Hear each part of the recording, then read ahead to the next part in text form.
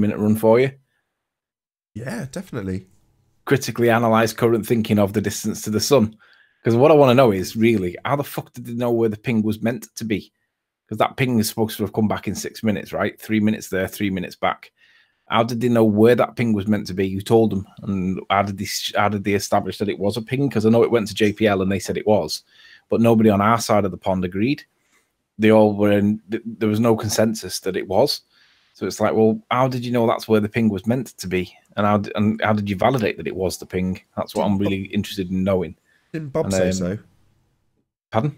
Didn't Bob say, yeah, there's the ping? Yeah, that's right. Yeah, Bob said it. Yeah, I've put his name in it. So I've emailed them, and I've asked, can I come? I'll read you the message. It says, I'm currently working for a master's dissertation on the solar system, and one of the points I'm working my way around is how they know the distance to the sun. After reading the following article that's now old, I have some questions, and I am hoping to possibly arrange a visit to see some historical evidences of the transit of Venus. Oh shit, I shouldn't have put the transit of Venus. When the telescope was originally built. I know this is some time ago now, but I'm hoping that the documents, datas, or evidences still exist for such an important task. Link. According to this document, it was only when Bob Price from JPL said that this was the signature of the expected ping that it was then credited as being such. It did not appear to be a consensus from the British guys that could agree that the ping was actually a ping. Excuse me. Thank you. So JPL is like a direct NASA asset. Oh yeah. JPL's owned by NASA. They claim to be independent laboratories by NASA. Is basically NASA. I said I see a lot of fluff, but little actual evidence. And then I quoted something that was said by somebody at the time. I said, this casts doubt over what I'm looking for was ever a successful ping reflection. I really want to know more information about the current state of play if I can. I'm an ex-Manchester student from 03, but currently elsewhere for this master's, but would really like a visit for an hour or two if possible. I appreciate you guys are busy, but I have plenty of time to wait. It doesn't have to be in until summer. Really, my goal is to critically challenge current thinking, and I want to see the evidence for this ping reflection. If not, what the current methods are for Venus radar measurements. Can somebody contact me with how they can help? Kind regards, and then signed it off. So hopefully I'll get a response back, and I'm hoping that I'll get a visit. And if I don't get a visit, I've preempted that they'll say no by contacting the dean of the university that I'm at. And I've just said, is there any chance you could contact the dean at Manchester University with a favour? I need to get inside Jodrell Bank and I may not get a positive response. So if I don't get something back from them positive, I'm going to see if I can get the dean at my university to contact the dean at Manchester University to make this happen. So with a bit of luck, I should be able to get it. So, ooh. But if you're up for it, Nathan, this is definitely worth considering doing. Oh, definitely. I'll have to find some kind of like overt, discreet CCTV camera mechanism that we can record it on as well if we can, like a tie pin or something. Yeah, just use your phone. I don't think the letters overtly record anything inside though. Why not? I don't know. Public observatory, isn't it? Yeah, you know what they can be like though. Places like this, they can be really funny about shit like that. Yeah, maybe.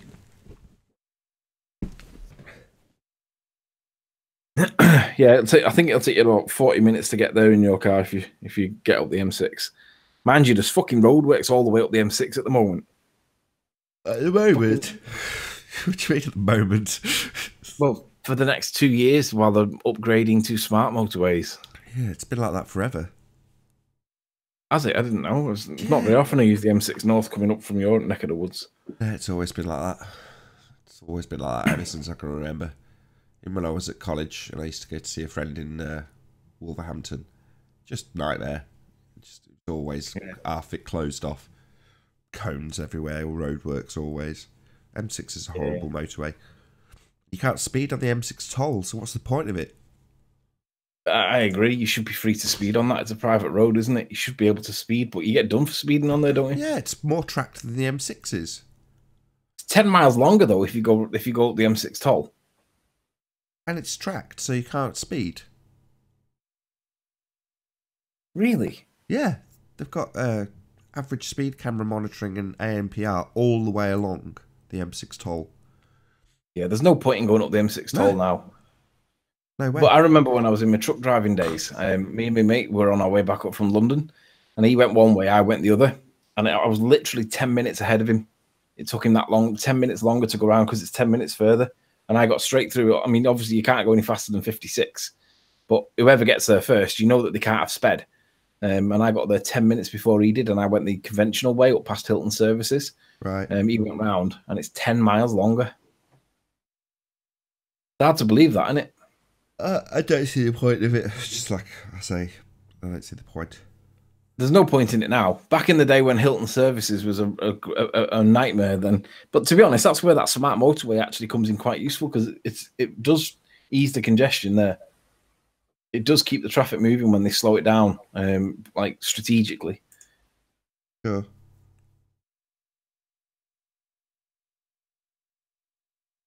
Yeah, I'd be well up for going to Jodrell Blank. What did Martin have to say? Cool trip if we could get inside and speak to the professors that actually work there, and let them present us with evidence that we can actually see shit. Yeah. Because the key question for me is, how did you know where to look? How did you find this ping? They'll just show you a load of noise. It's in there somewhere.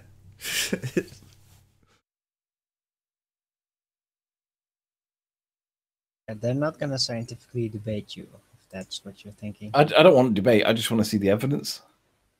Because they must have this evidence knocking around. It's fucking one of the most important discoveries in the heliocentric model, right? That should be like infinitely available for them, but I suspect it's not.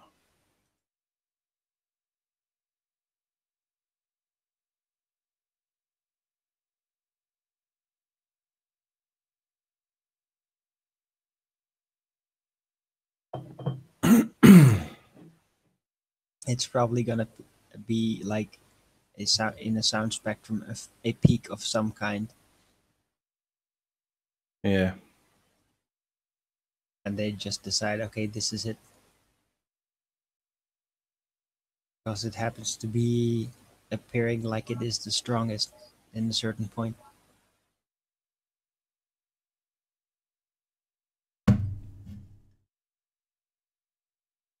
Like listening to ghosts in noise.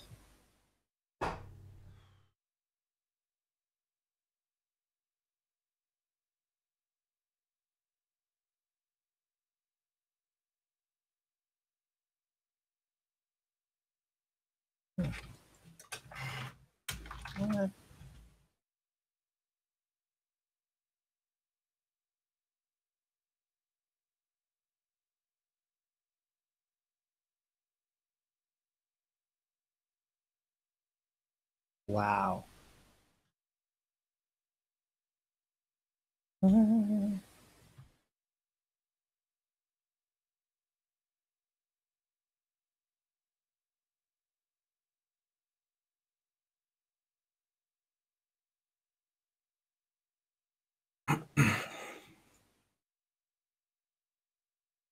Okay, apparently there's now some potential good change in the cancer industry, you could call it. They're considering using wormwood, a certain herb, as cancer treatment.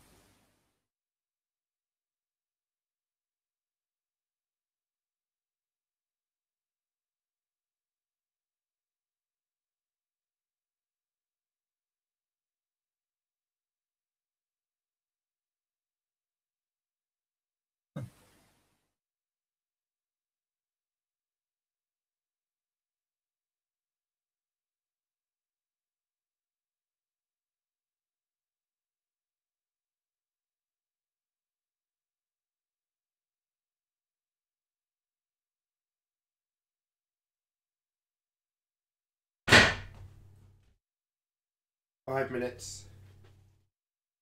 10.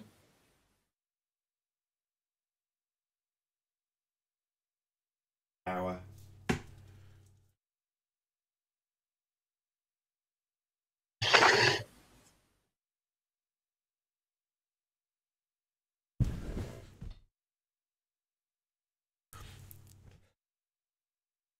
Should really be productive and share it on Facebook and Twitter and stuff, shouldn't I? I'm gonna go make some toast and get myself a quick brew. I'll be back in 5. Right. Pate on toast is the food for kings. Anyway, guys, if you're interested in my story, I posted the link. Probably not.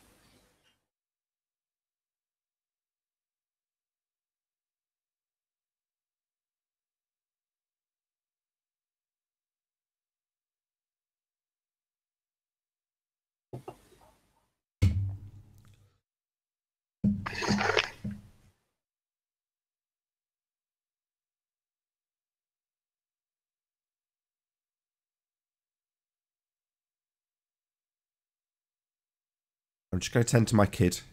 If there's a disaster, we're going to be a bit late.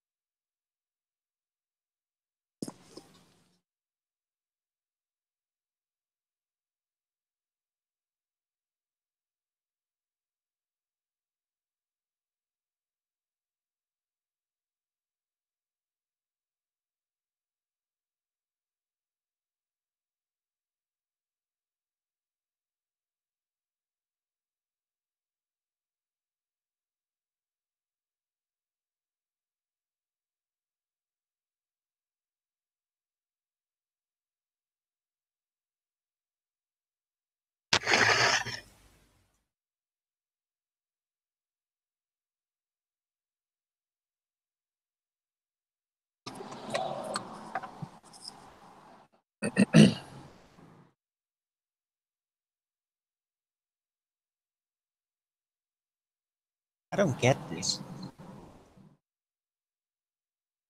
Guys? What don't you get, Arwen?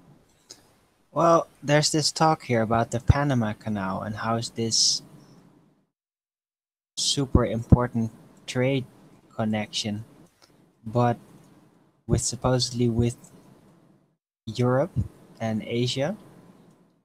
But what I don't get is why they just don't travel past North Russia. It's even shorter, actually. And there is no ice there, as far as I know. Hey guys. Ahoy hoy. Hola, Jose. Hola, señor. ¿Qué onda? Muy bien.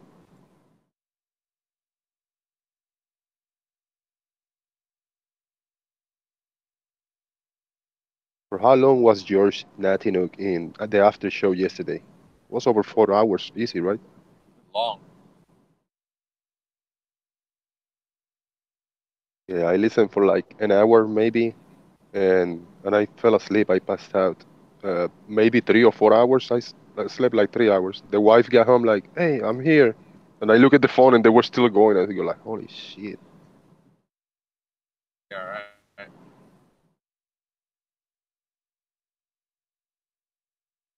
Yeah, George was driving me absolute nuts. He likes to hear himself talk. He just talks and talks and talks.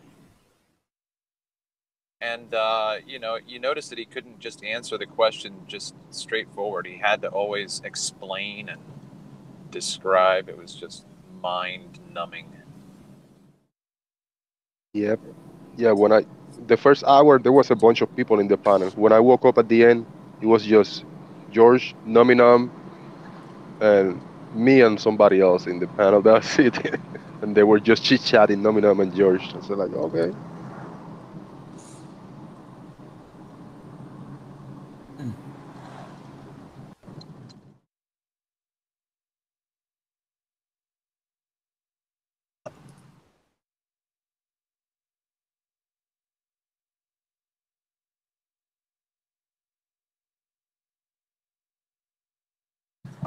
Right. I was thinking about yesterday's. Go back to yesterday's show, grab a notepad, and start writing down Arwin's explanation for gravity on the second show. But as I start listening, I say I'm not gonna do this because I don't know where to start a sentence, finish it, where to put emphasis to the explanation, the commas, the yes, the yeah. So I didn't do it. Sorry about that. It's all good, man.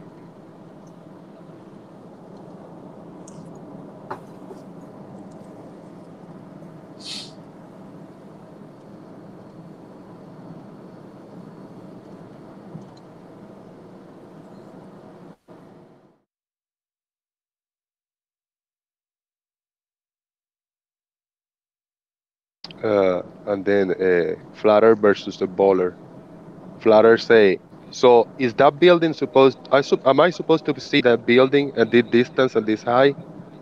And they say like, oh, so you're gonna deny refraction? That's the first thing that come out of their mouth. I fucking hate that. Sorry, man. It's always the same shit. You know, it's almost like they treat these things like memes. 1 minute.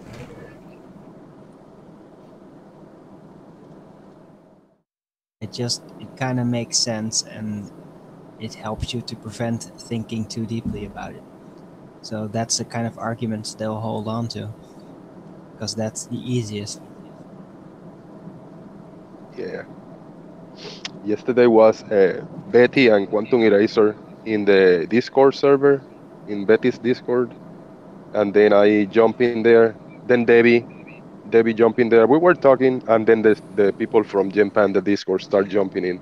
Panel was full, and it became a cheat show in like a minute. John started kicking people out and banning and muting, and it was funny, man. They were pissed because they were not able to preach their religion in there, you know. John shut them down quick.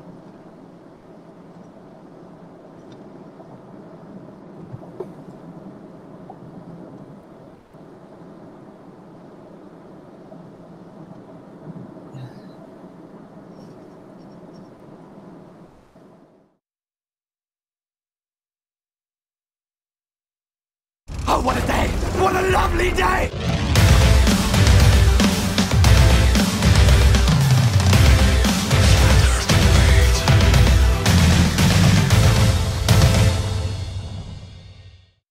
Welcome to Flat Earth Debate.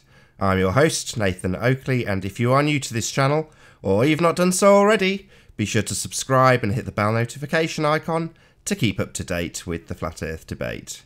If you'd like to support this channel, there is a super chat that runs alongside each of these shows while they're live, and there's also a PayPal link in the info box below the video once it's rendered.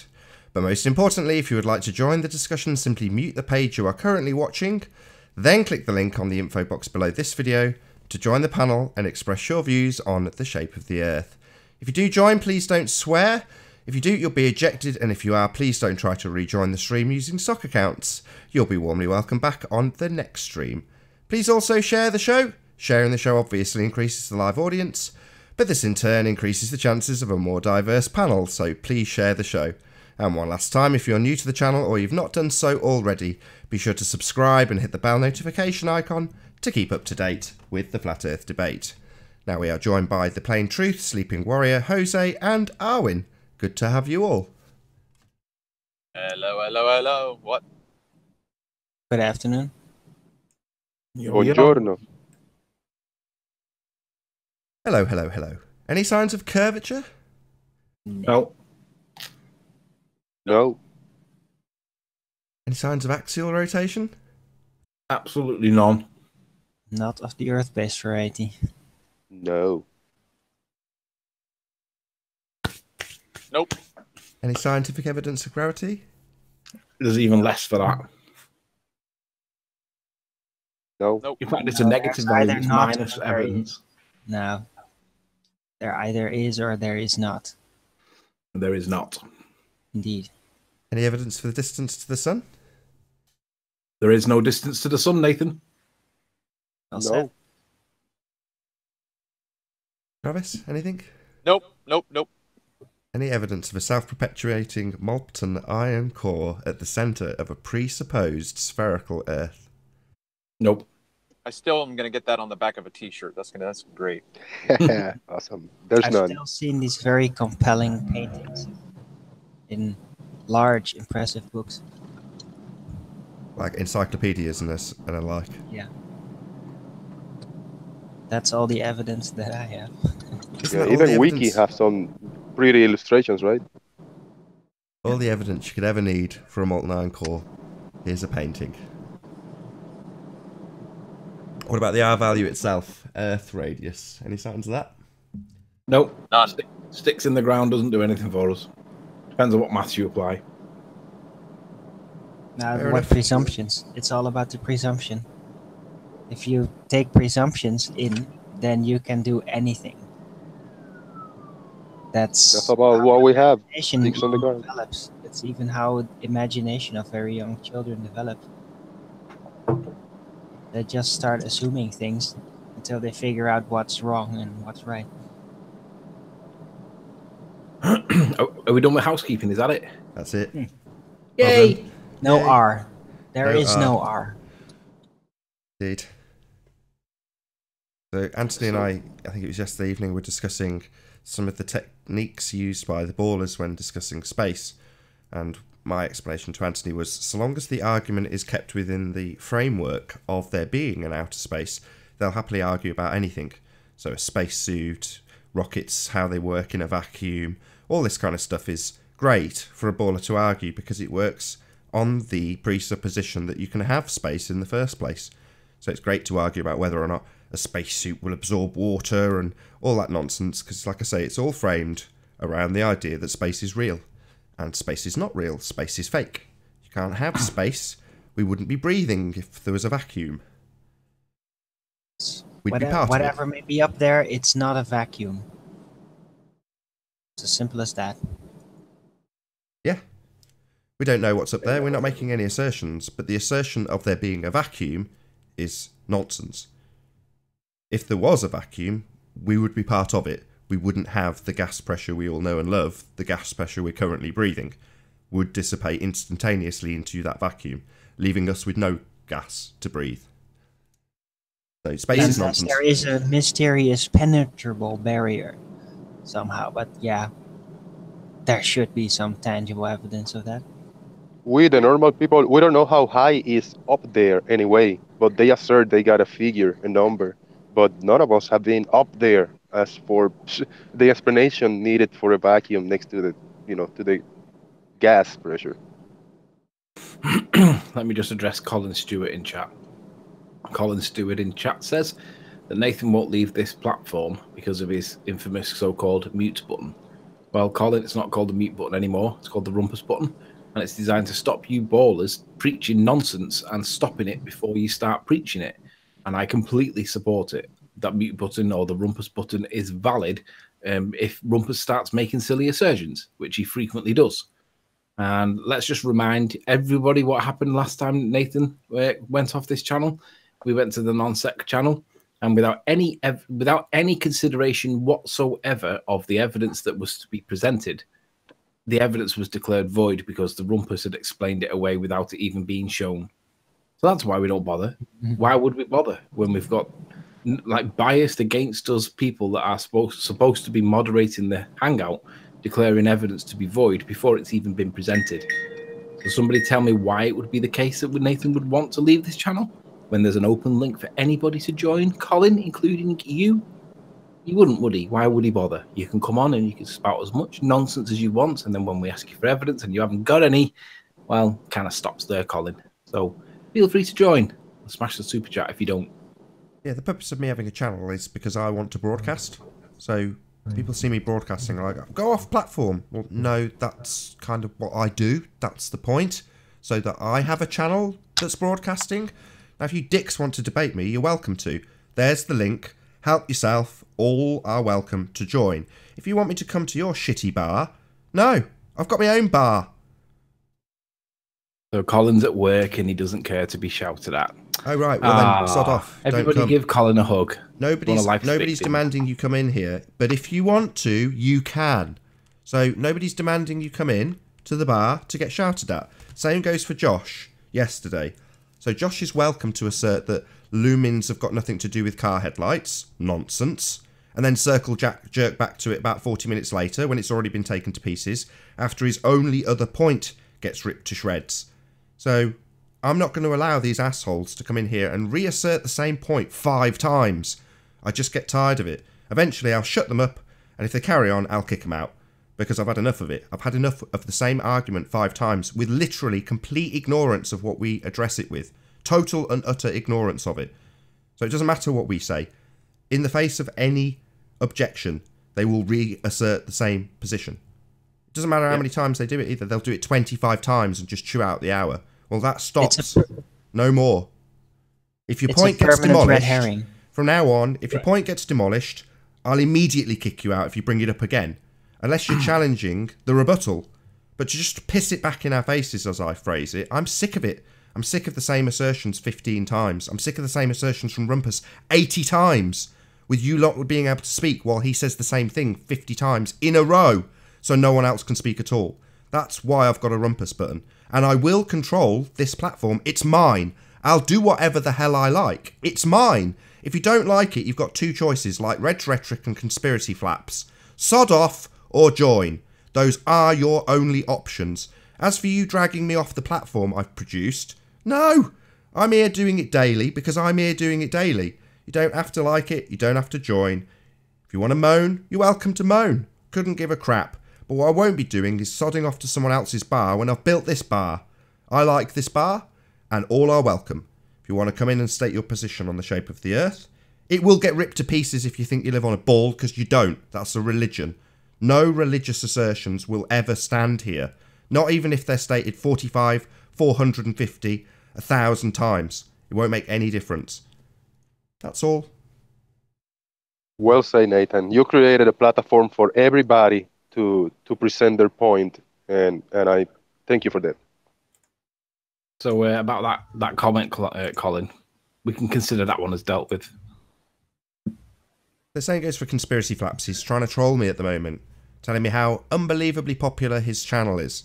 Well, okay, really? It seems that a few people have been investigating the promotion that YouTube now offers as a service. Well, I'm sure Conspiracy Cats has got nothing to worry about with his instantaneous success that he suddenly seems to be having. I'm sure he's got nothing to fear. However, like Red's Rhetoric, if he wants to join and present his evidence, we'll hear it once, then we'll rip it apart, and as we're doing so, he'll undoubtedly try talking over us, telling us that we're not listening when we're addressing it. We already know what his shitty argument is. I've asked him the same question over 200 times. Is he answering it? Is he giving us a coherent explanation for why we can have a space that's a vacuum? No. He's telling me to go on non sequitur. Just like Red's when I said, give me proof of our Red. Oh, come on non sequitur. What that means is, no, I don't have any, but I can obfuscate around it if I've got enough ballers around me to run distractions so that your point won't get heard. No, my point will get heard. It's heard right now. You're all hearing me. Yeah? Now, if you don't want to listen, sod off. Couldn't care less. There'll always be some other inquisitive baller that thinks he can best me and the rest of the people on this panel. And they'll still come because they'll still think it's a ball. But the zealots, the people who come and assert the same thing 20 times and absolutely and completely ignore everything we say, that's not going to be tolerated anymore. So about that gas pressure, conspiracy cats. How do we have it next to a vacuum and how do we have it without a container? Simple points. Yep. Lest we forget, without the balloon, there is no pressure. Well, Earth doesn't have a balloon around it. So where are you getting that pressure from, conspiracy flaps? Flap, flap, flap, flap, flap. Come to the non-sequitur show. No. Just present your evidence for the question been asked over 200 times. How are we breathing, moron? Hold on there, Nathan. You don't know for sure if the Earth is not surrounded by a balloon. Well, I'm not making an assertion there's a vacuum of space with no barrier, Arwin. So I'm not making any assertions about what's up there. I have no idea. However, people like conspiracy flaps have got a religious belief in this vacuum of space thing with no barrier. That's their assertion. Well, maybe there is some kind of balloon. Maybe there is. Maybe unicorn farts hold the gas pressure on. Maybe there's 1,000 different reasons. None of them are being asserted by me. However, there is definitely a current assertion that there's a vacuum of space with people going up there taking pictures of stuff and sending Voyager out and going to the moon. Yet there's no barrier and we still have gas pressure. No, just lies.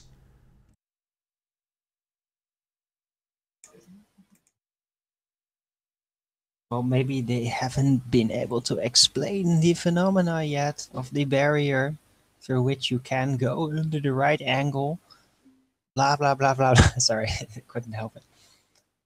Well, they've been doing space travel long enough to at least be able to give you an explanation for how we're still breathing, given that there's an immense vacuum out there.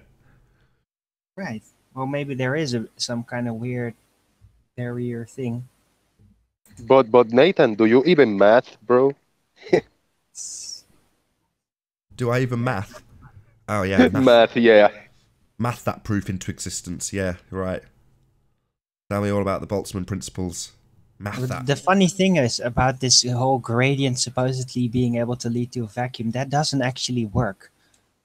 Like, it could work in a line shape, but it's not really how it actually works. How gradients work. Hi, Zinder. Thank you very much for replacing the link. For what? Replacing what? I mean, this first the link went to an empty hangout, then there was no link, and now there is a link. Maybe it's because of my computer or my connection. I don't know. But I thought you replaced the link. No, that was just me late. To the real one. No, that was me just late putting it in. Sorry. Oh, no problem. Thank you very much. Hey, Mark. Hello, gentlemen. Good to have you. Good to be here. Mark, what do you think about my concession about gravity? You conceded, have you? This is new to me. Well, yeah, he conceded. Not He said there are symptoms there, but they cannot be proven to be a unified effect, basically. So I call it an aberration now. Still, something is there, but doesn't make it. It doesn't make it a unified force, which gravity is suggested to be. If there's something there, Aaron, what's wrong with letting them prove it? Why do you feel obligated to like help them in some way? Because I'm trying to raise the bar in the knowledge here. Raise the bar? Yeah, Event Horizon. Bar. But why would you argue their side for them on a debate channel? I don't get it. Because I'm bored. I'm bored, but the point of the show is to show these people that they don't have what they believe they've got. Right. Or you can do that by outmastering them, for one, and showing them their flaws that they never get to because they're not experts, apparently. Orin, you already know about the gravity meter, right?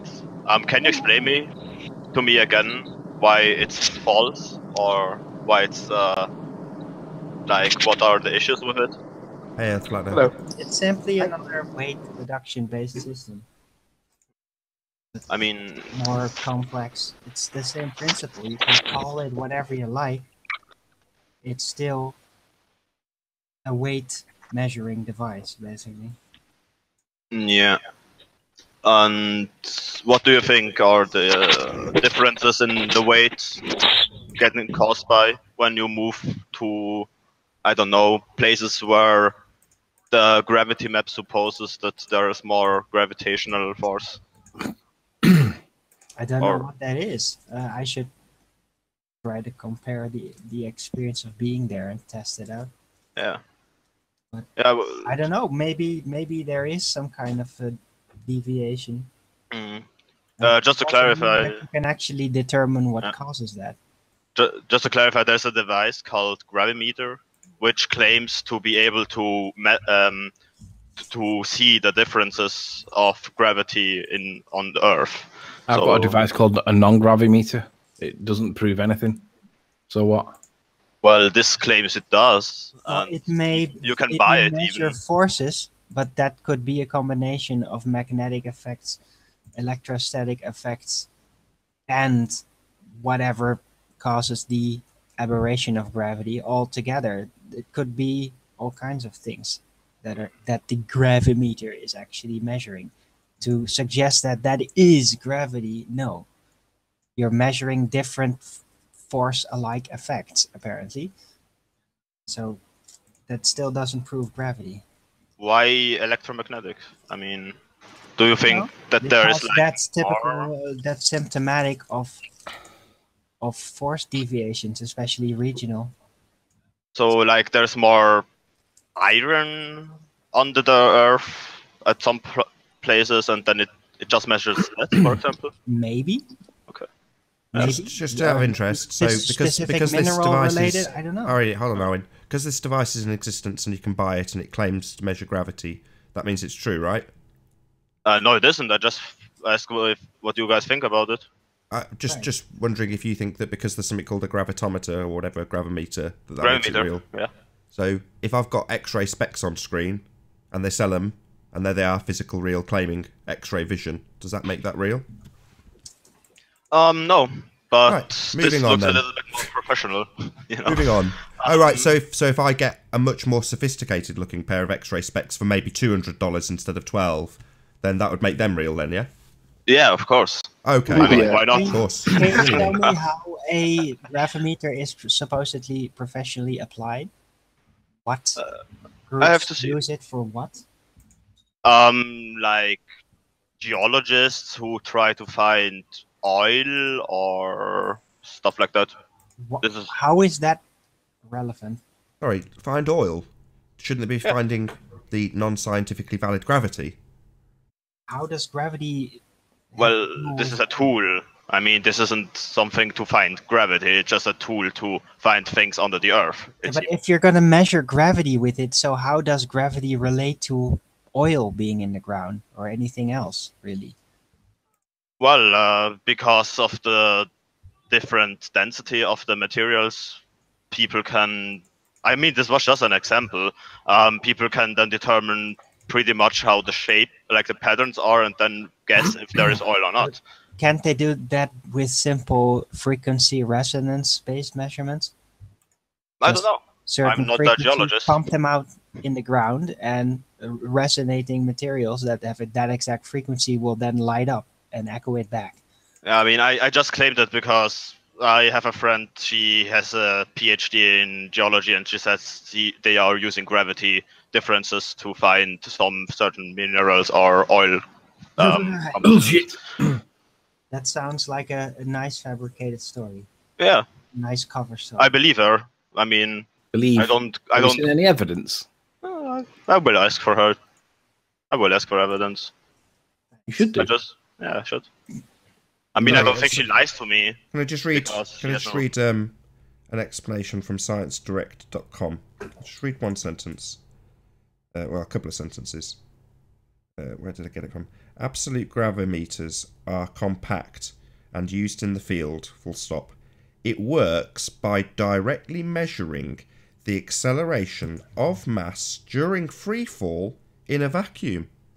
That's interesting. So a magic black box that measures mass falling in a vacuum. Wow. How does it do that? It says relative gravimeters are spring-based. A very sensitive spring carrying a fixed mass. Then they assert that gravity will change that. So it's a bit like a scale. Exactly, like I said. But I'll just read that sentence again. It works directly. I'm quoting this from sciencedirect.com. It works directly by measuring the acceleration of mass during free fall in a vacuum. Fascinating stuff. So you're carrying around mass falling free fall in a vacuum in a magic black box. Amazing technology. Yeah, so does it like pick up a little ball and then Yeah, I think again and then measure it like that, or I mean, it's tied to a spring? I Then think what it does is it projects out into a vast area, isolates the entire area, converts it into a vacuum, picks up a random bit of mass and drops it, and then returns everything to a neutral state and gives you a readout. I think that's pretty much what it's saying. was written down on what scale it is. I mean, sounds very complicated. like on. And I mean, you could just do the same like on like 2 meters height or so with or a device that is like 1-2 meters height. And if you do it on a really small scale, and you have really precise instruments, maybe it works. Maybe you don't need a gigantic thing for it. I don't know. We were talking with George Netanyahu last night, and after the show, and Numinum was in, and we were talking about how gravity was established, so-called, in the Cavendish experiment. And Nummy had the original Cavendish paper, and in the original Cavendish paper, it cited the gravity as being such a minuscule, minute amount that it was basically described as being the same as the weight of a bacteria, one single bacteria. And the question was, well, how would you ever make instruments that would be like sensitive enough for that, if assuming that gravity did exist? And obviously, if you can make a piece of some kind of instrumentation that is like strong enough to be able to determine like an amoeba or a bacteria, then that's pretty impressive. And I think most people generally accept that it's complete nonsense. But George argued that it was credible because they have these very precise pieces of equipment, and when he put it into the context of the Cavendish experiment, they don't have the ability to measure the differences between pieces of bacteria. Sorry, George. If you put it that way, it sounds ridiculous. I'm not sure about that. I mean, it's in the original Cavendish paper. Yeah. I don't have a copy of it to hand, but if Nummy's out there watching, join and show us that paper that you brought up. It was the original Cavendish experiment paper. And George claimed, oh, by the way, George claims that we've all got it wrong. He says that the Cavendish experiment wasn't to weigh the weight of the Earth, like what Wikipedia says. George says that the purpose of the Cavendish experiment was to obtain the value for big G, which then would allow him to calculate the weight of the Earth. So the primary objective was to calculate big G. It was not to measure the weight of the Earth. Yeah, so they could weigh the Earth. That's what it's for. So regardless of him taking that one step to get the weight of the Earth, that's what the purpose of the instrumentation was for. To weigh Earth. That's what the Cavendish is for. Sorry, George, you're just wrong. Yeah, he says not. When we asked him to produce evidence to support the assertion that big G was the objective of that experiment, guess what didn't happen? I could use the gravimeter to disprove the heliocentric model by, I mean, if it works, right? You can put it as a certain area, wait until the moon aligns with Venus and Mercury or so, and then you can measure the differences in gravity if it's so precise as they claim. We've tried arguing that before. What makes you think that you will get away with arguing that? The argument is that, oh, it's so small, the difference of the gravitational pull, that we can't detect it. That's the claim. Utter garbage. This wasn't my claim. No, not your claim. This is the counterclaim when we've argued that in the past. Shut up. when we've argued that in the past, they've always said, "Oh, you're never going to get the gravitational effect of the moon. It's too far away, you moron." I never said that. Why are you strawmanning me? I'm not right. I'm not No, strawmanning you. He's not. He's not strawmanning you, Cinder. It's just putting the so- standard rhetoric out there. No problem then. That's I what we get misunderstood. told when we say that. Yeah. All right. Okay. I think it should be measurable I agree. if this device even exists. I mean, it exists, but if it really works. Yeah. Perfect. Interesting read, though. I mean, every invention they make, that you can use it to either disprove it or prove it. You know, you can use it against themselves. I think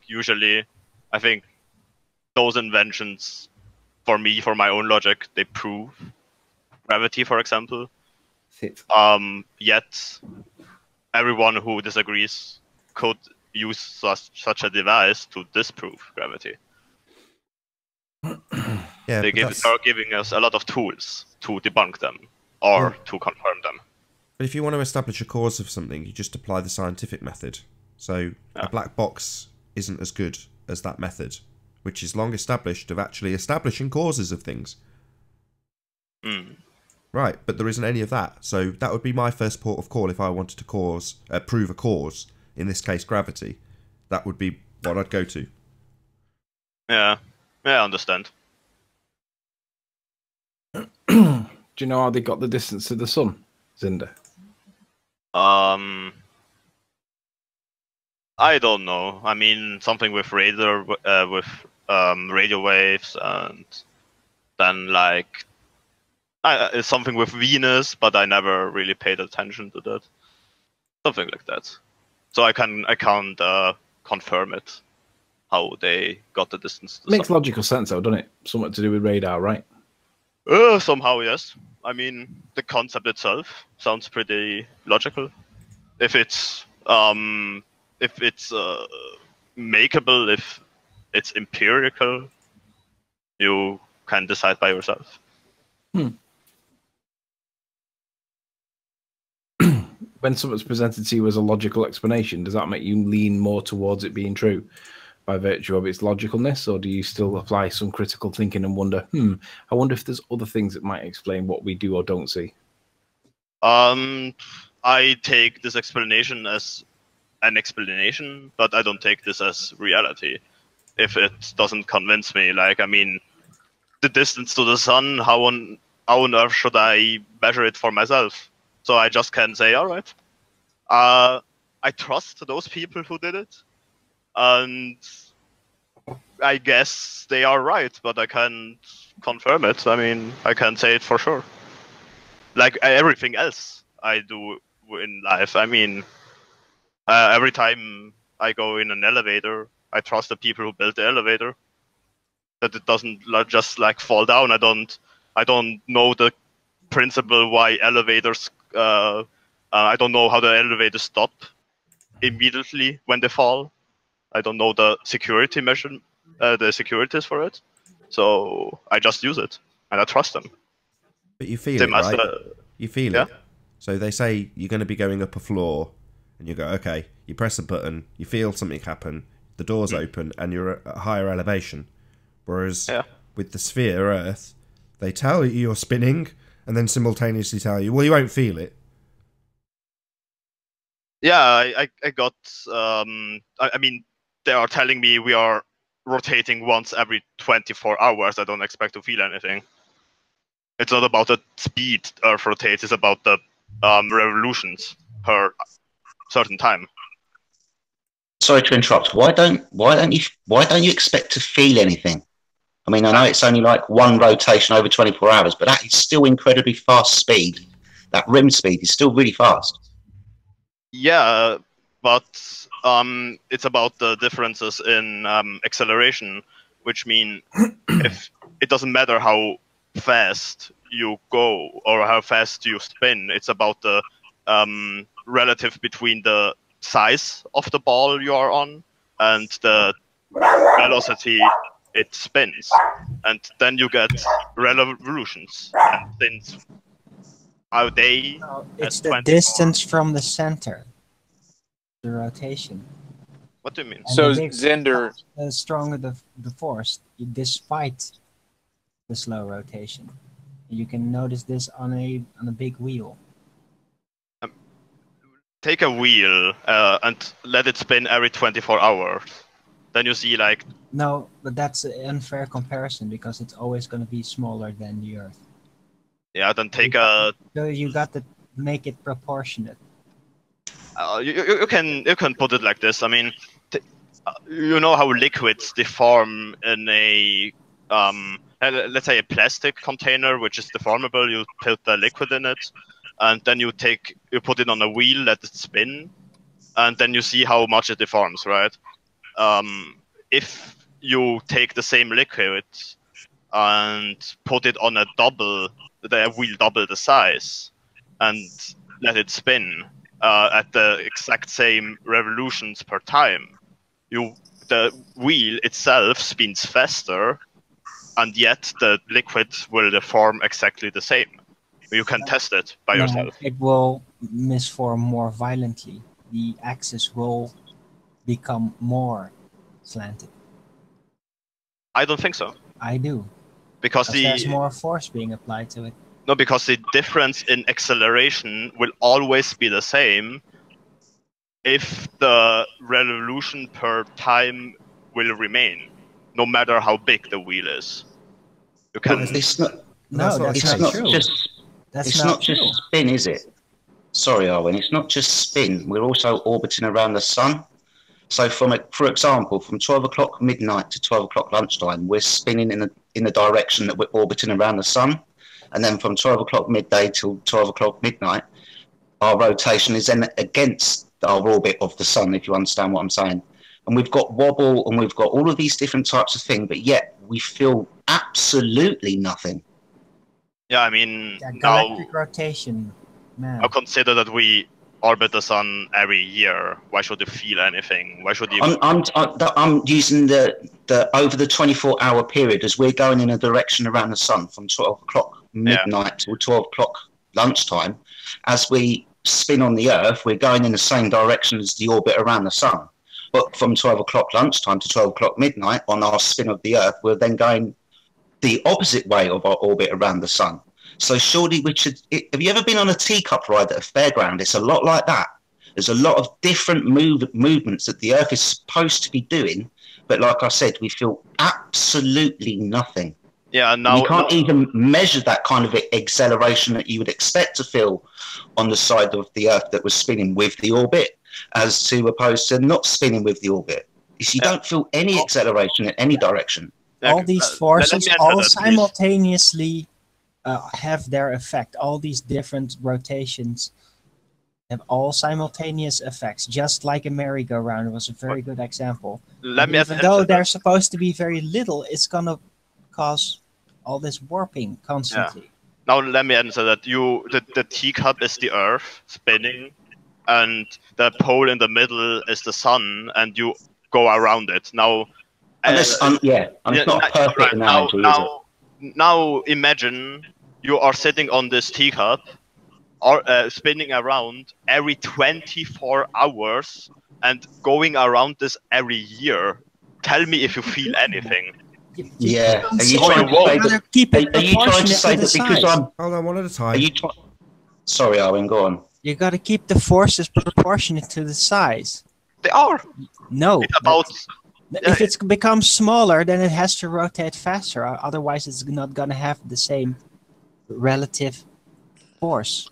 Basically. No, because it's about revolutions per time, or in case of orbiting. It's a fact with any rotating thing that the further away you go from the rotating center, the more forces start to apply to you, and you will be slung off if it rotates fast enough. While you're at the center, it's very manageable. So that's just a physical testable fact. And it doesn't matter how slow it goes, because the Earth is so big, that sizes up big time. So, I mean, I understand your point, but yet... So you got to keep the relation correct. Yeah. Between the force from the revelation and how big it is, how far away from the center it is. Yeah, you're talking You gotta about keep it in proportion. You're talking about being in the middle of the teacup and then going to the edge, and then you feel that Nathan. difference, right? Yes. Yeah. Okay, so sorry to interrupt. are we? Sorry to interrupt. So we've been joined by Adam Meakin. So first and foremost, hello Adam, how are you doing? Not bad, mate. Yourself? Hi, guys. Very well, Hey, very Adam. well. So you can definitely shed some light on this. So take it away. Yeah, give me. I'm just pulling out the. It was a presentation I did. I'll bring up your screen so the Yeah, I Hangout don't know. audience can It's see. going a bit doolal in the computer at the moment, mate. Just bear with me a second. No worries. But basically, guys, what I did was that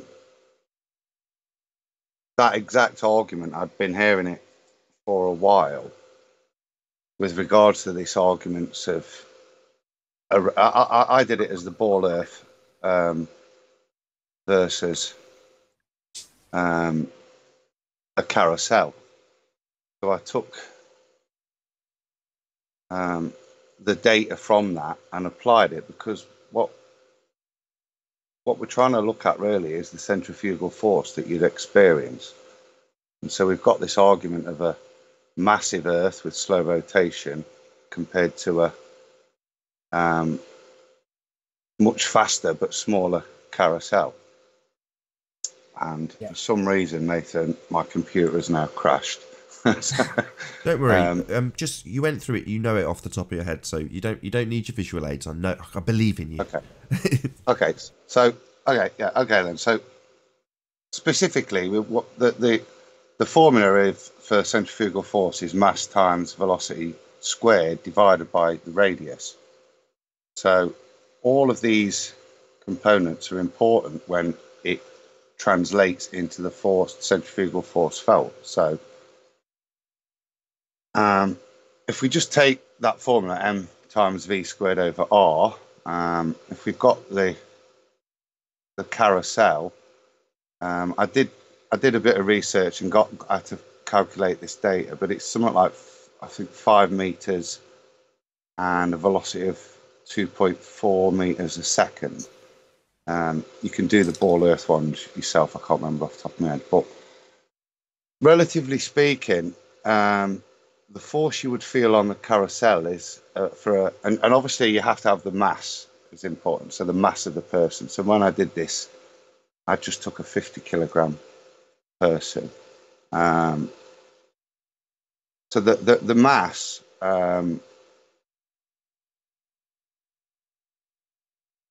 Sorry, the force felt on the carousel is equal to 54 newtons.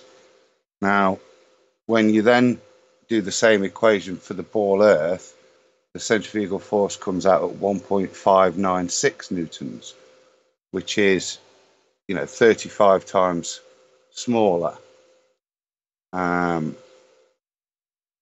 quite significantly smaller, but still, and I think most importantly, still measurable, okay, and should still be felt. It is still a force. It's still there. Now, the only other thing I did, as Arwen was saying, is you kind of need to be a little bit comparative. So I did a little bit of comparative backwork, as in just trying to say, well, okay, given that the force of the Earth, I feel, is 1.596 newtons, how could I set up the carousel comparatively? And this isn't anything other than just a thought game, really.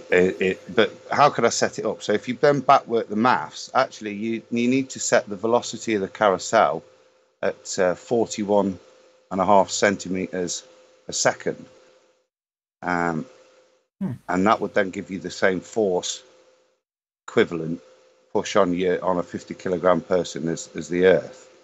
So I would ask you, if you shut your eyes and the carousel was going at 42 centimeters a second, would you be aware you're moving? Yes, you would. Yeah, definitely. Maybe a mice would definitely feel it. Just say it like that. Because you have to also downscale the size of the thing perceiving it, of course. Can I jump in just with a real quick question, Adam? So Yeah. you said what did you say the force of the Earth was in newtons? The force came up to be 1.596 newtons would be experienced by a 50 kilogram person. Okay, so for me, having no knowledge of newtons whatsoever, I have no idea what that value actually is. So yeah, say, for instance, apologies to John Savage there. It's bollock newtons. Technically, newtons is just a way of expressing the weight, isn't it? As the force. Well, there's more to it than that. It's their way of introducing G. Yeah, but it's just a conversion, really, of the mass. Well, So you have to convert. Hold on, Sorry, just real Travis, quick. go on. Yeah, just real quick. Let's put it in terms of, and this is not going to be equal by any stretch, but let's just put it in terms of miles per hour or kilometers per hour, right? I can somewhat understand that if you told me that it was 1,000 miles per hour. I would be thinking, okay, I can visualize that, or it's 100 miles an hour. But when you say something like it's 1.4 newtons, I think, what the hell is that? I don't even know how to even understand what that means. To be honest, it doesn't really matter, Travis. What matters is that there's 2 points. One, there's a force, so you would feel it. Two, we're changing direction. So I can understand it in kilogram. I can tell you in kilograms. Sorry, 0.1 kilogram is 1 newton. This means 100 gram. Right. Okay, so if you think about the carousel, put it like this way, I mean, it's not accurate. The equivalent force there is 54.98 newtons. So that would be equivalent for that 50 kilogram person to having another person leaning on them, pushing them on the outside. So that's probably the nearest analogy I could feel. But now that 54 kilogram per person leaning on them would be applied evenly across their whole body. But that's probably the nearest analogy for what that bollock newtons is. But the point really is there is a comparative force that the Earth would generate. And even though it's 35 times smaller, it still is measurable, quantifiable. And this is obviously calculated at the equator of the imaginary ball. Okay, so as I discussed later on, obviously what's important is that is within the formula is velocity squared. And the velocity is very important, i.e. the speed of the carousel is important to the force generated. And obviously that will vary and reduce as you travel away from the equator. So at my latitude, it's going to be a lot slower, not 1,000 miles an hour. So the force would be measurably different. Yeah. Thank you. Inspired me calculating it for myself and see if their claims are true, the heliocentric model. I didn't think I would learn something today. Well, when I first heard that, Zinder, I was quite surprised at how negligible or how much less than I expected it to be the end result was. But it doesn't matter. There's a force that should be there. It should be measurable. It's calculable, but it's not measurable. And that is then combined with the fact that, as Event Horizon and certainly Mark Doxey have pointed out in the past on this show, obviously lots of people have pointed this out, we're changing direction. It's more like a waltzer or a teacup. Yeah. The important thing with that is that this only calculates the centrifugal force generated through the rotation of the imaginary ball. When you then put in the other dynamics of the solar system, that's when you get into that teacup waltzer type scenario where when you get the opposing forces, you would then start to feel sick, sort of thing. It's when you put those crazy ass speeds in of 66,000 miles an hour, you know what I mean, and then start to combine them, and they'll have different vectors, so they will be, you'll be pulled one way and pushed another. And they would be felt at the extremities differently because of the elliptical orbits. Roger. What's your vector, Victor? Can I just add to my point as well? Because, sorry, as we're going around the sun over the year, that orbit around the sun isn't a perfect circle. It's an elliptical circle, and it's the speed, apparently, according to the standard rhetoric of the Earth of going around the sun, does actually change. Because obviously you're going out to a point that's, I don't know, narrower, so that you're having to be then slung back. You're speeding up and slowing down, apparently, as we're going around the sun. So there are all these vectors and forces that we really should be able to feel, but we don't. Because we're not spinning. It's all nonsense. Because we're not spinning, yeah. That's basically it. I've been trying to ask a baller for ages. It's the question I've been wanting to ask in the background for a while is, why don't you feel spin on your spinning ball? So I'm kind of glad that the conversation got brought up today, which is why I wanted to get involved in it. But it is one of those things. There's a lot of forces. There's a lot of movement that's apparently going on. There's a lot of speed involved. We can't observe any of it. It's not just our personal feeling, i.e. we don't feel sick. It's we don't feel any emotion anywhere. It doesn't disturb anything in the clouds, in the atmosphere, nothing.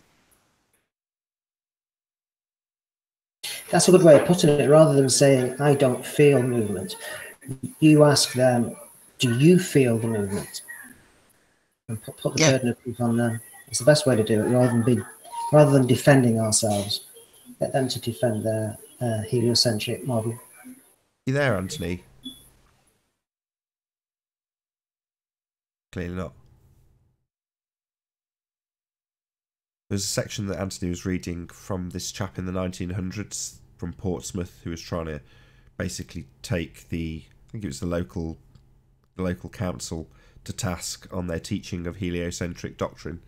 And all of the points he was raising are the same as ours. You know, it's the same arguments. Maybe a little bit less refined and maybe a little bit more intertwined with his own religious assertions, this Ebenezer dude. But when he was talking about Earth spin, he was saying, you know, the waters would be disturbed, you know, they'd be flung off, which I completely agree with. And as soon as Anthony was, when Anthony was reading this out to me, what went through my mind was a DITRH video where he shows, you know, the corkscrewing Earth hurtling through the atmosphere, and then he shows a picture of this like mountain scene with the tranquil lake, and he says, we're travelling at 66,000 miles an hour around the sun, and we have this. Perfect tranquility. The common argument I hear from ballers, and I think Zinda was kind of edging towards it earlier, so I'm sorry I was interrupting over you, Aaron, but this idea that because we're born into it, we don't feel it. It's our natural environment, so therefore we naturally wouldn't feel it anyway. And that's kind of just ridiculous in my mind, considering all the different types of emotions we would feel.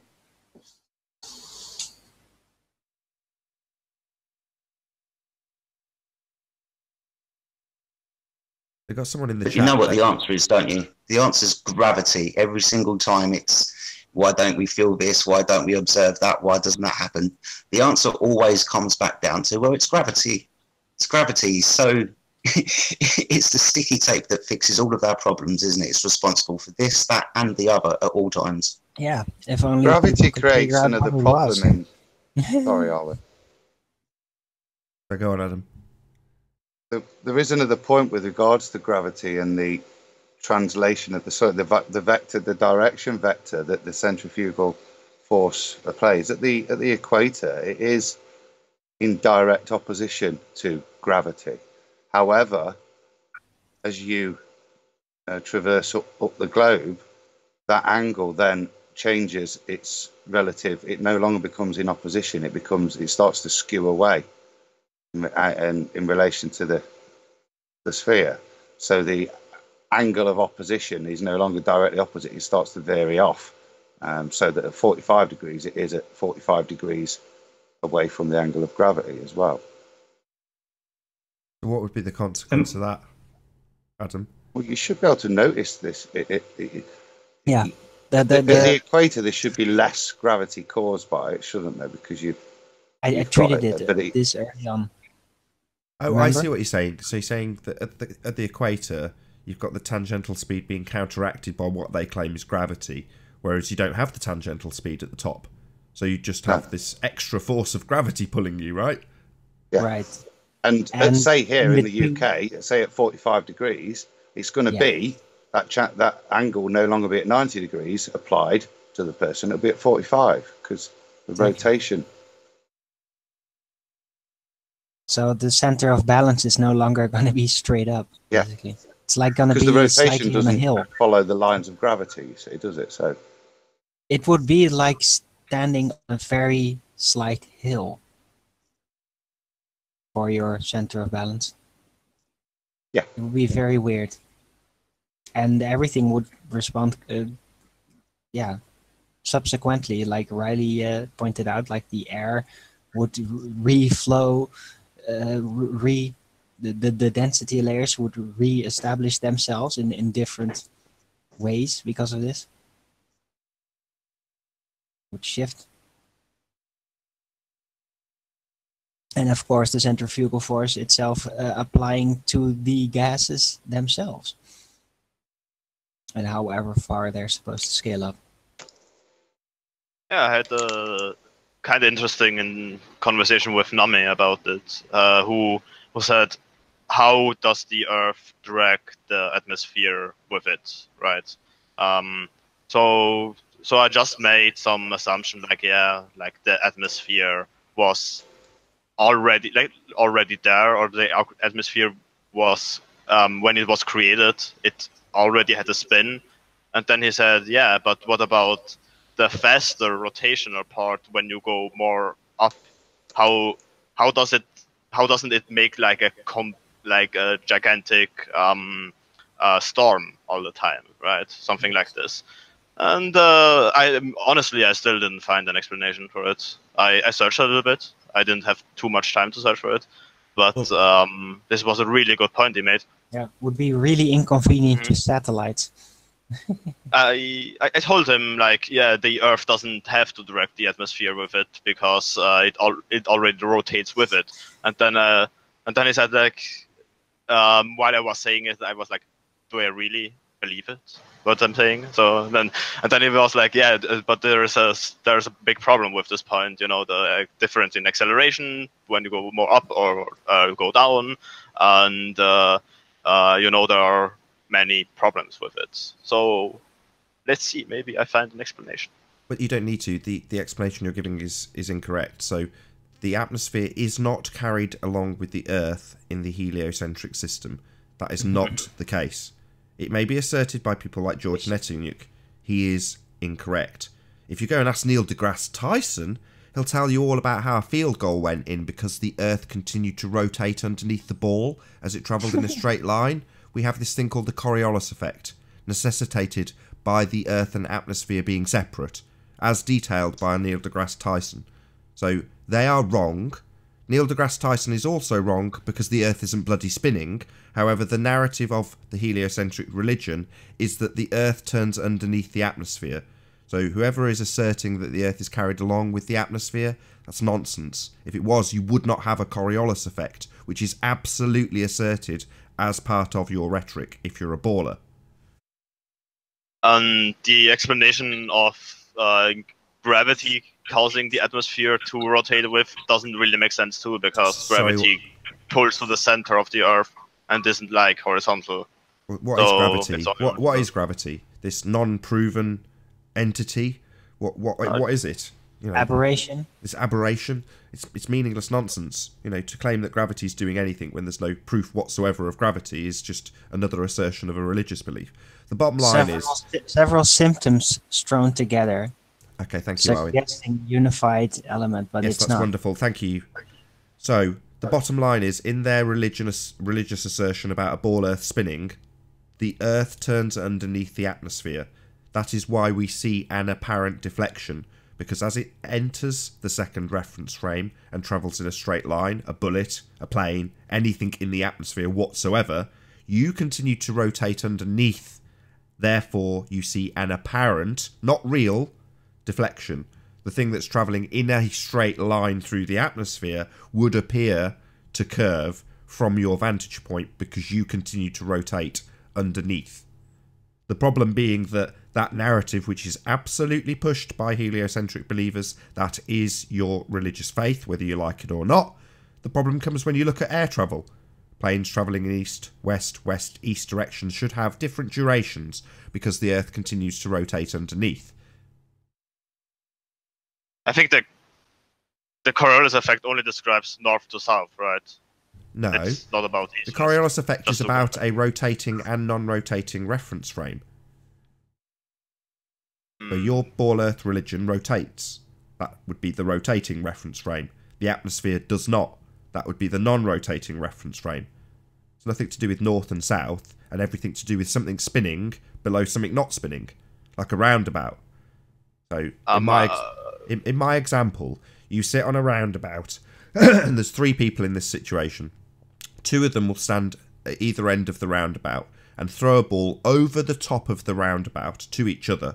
So person A and person B are not on the roundabout, they're firmly on the ground, and they're just throwing a ball back and forth in a straight line. Now when you sit underneath that ball, because you're on the roundabout they're throwing it over, as you look up and watch the ball go back and forth, it'll look like it's curving. It isn't, it's travelling in a straight line, but you're rotating underneath it, which is what gives you the apparent, not real, deflection described in the Coriolis effect. You on the Earth that rotates underneath a non-rotating reference frame. I think the Coriolis effect describes only north to south because the ball you throw from the equator to the north will enter differences in speed of the Earth rotating, which means if you throw it at the North Pole, it will go from 1,600 kilometers per hour to 0. Sorry, you're confusing Coriolis effect and Earth-based Coriolis effect. The Coriolis effect is real. The Coriolis effect is an effect that describes a rotating and a non-rotating reference frame, applicable to Earth if it was rotating.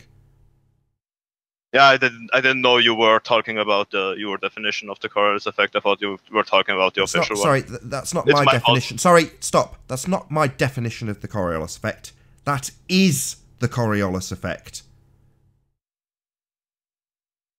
This isn't the official definition of the Coriolis effect. Oh, really? Do you want to bring that up for me? Maybe you could bring that up. Let's have a little look at it.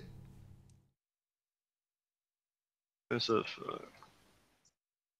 is going to be interesting. Fuck. Predictable. I have to put it in English. Wait a moment. So you don't have to read in German. No worries. I'd rather not.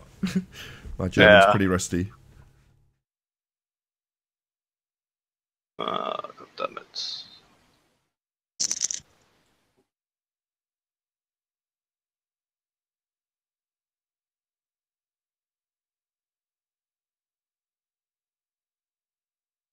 Yeah, you're right. I was thinking about Coriolis effect on a 3D shape, not on a disk. You're right. You're completely right about it. Excellent. That was an easy concession. I wasn't expecting that. Excellent.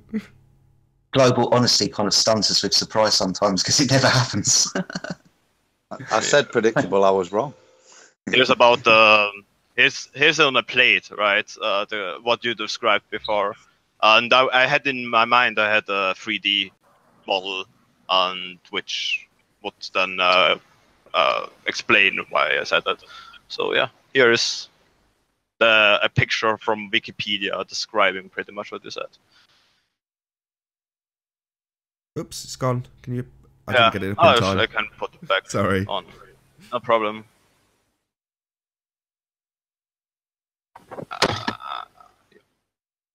So there we go. Yeah. Exactly. Perfect. I think Arwen's got a similar hand-drawn picture. Yeah. And what does this one say? Like something else, yeah. This one is pretty much what I meant when I was talking about it. Sure. Let's be fair, the Coriolis isn't really that hard to understand, is it? It's just observation of an object whilst you're moving underneath it. Exactly. Really. But it gets tied up in a whole lot of obfuscation with people asserting things like the atmosphere is dragged along, somehow velcroed to the Earth. No, it isn't. Yes, it is. Oh, really, P? Really? Okay, do you want to demonstrate that? Why should I? Indeed. And with that, I'll say first and foremost a huge, massive, enormous thank you to all of the live audience for tuning in and hopefully sharing this debate. And of course, a massive thank you to all of the debating panel for making this debate possible. If you hated the show, you know exactly what to do, but if you liked it, maybe consider sharing it with a friend or subscribing if you've not done so already. I've been Nathan Oakley, and I will see you all in the next video. Oh, what a day! What a lovely day!